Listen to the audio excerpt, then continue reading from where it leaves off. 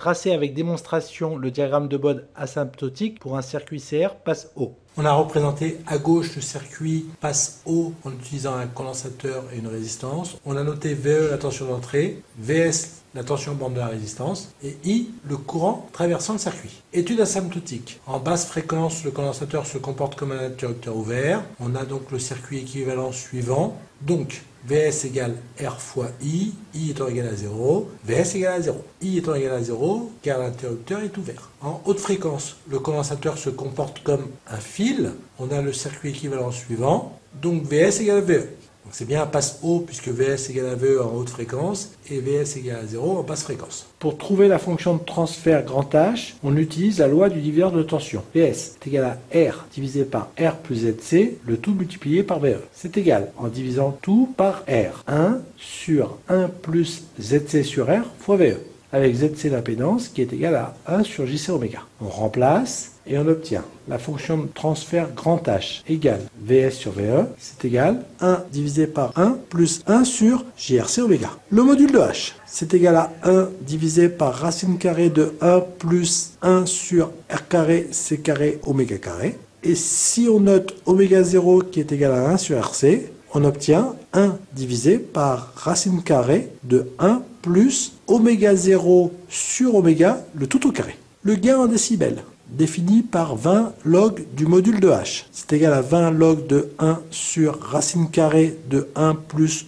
oméga 0 sur oméga, le tout au carré. C'est égal à moins 10 log de 1 plus oméga 0 sur oméga, le tout au carré. Voilà pour le gain en décibels. Étude du gain, GdB égale moins 10 log de 1 plus oméga 0 sur oméga, le tout au carré. On obtient la première asymptote si oméga très petit devant oméga 0. Alors GdB égale moins 10 log de oméga 0 sur oméga, le tout au carré, c'est égal à 20 log de oméga sur oméga 0. On obtient la deuxième asymptote si oméga très grand devant oméga 0. Alors GdB égale moins 10 log de 1, c'est égal à 0. On a l'intersection des deux asymptotes si 0 égale 20 log de oméga sur oméga 0. Donc oméga égale oméga 0. Et log de oméga sur oméga 0 est égal à 0. On a représenté ces deux asymptotes sur le graphe GdB en fonction de log de oméga sur oméga 0.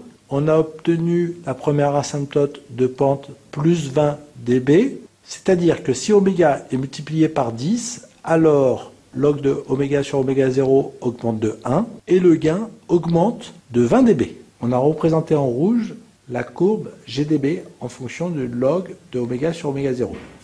Étude du déphasage, phi égale argument de grand H. Phi égale argument de 1 sur 1 plus 1 sur JRC oméga. C'est égal à moins l'argument de 1 plus 1 sur JRC oméga. Donc phi égale moins l'argument de 1 moins J fois 1 sur RC oméga. On note phi prime l'argument de 1 moins J sur 1 sur RC oméga, soit phi prime égale moins phi. Pour étudier les variations de phi, on utilise des valeurs particulières de oméga, oméga égale à 0, oméga égale à 1 sur RC et oméga qui tend vers plus infini. Si oméga tend vers 0, phi prime tend vers l'argument d'un imaginaire pur négatif, qui est égal à moins pi sur 2. Si oméga tend vers 1 sur RC, phi prime tend vers l'argument de 1 moins J, on a un complexe dont la partie réelle est l'opposé de la partie imaginaire, donc phi prime sera égal à moins pi sur 4.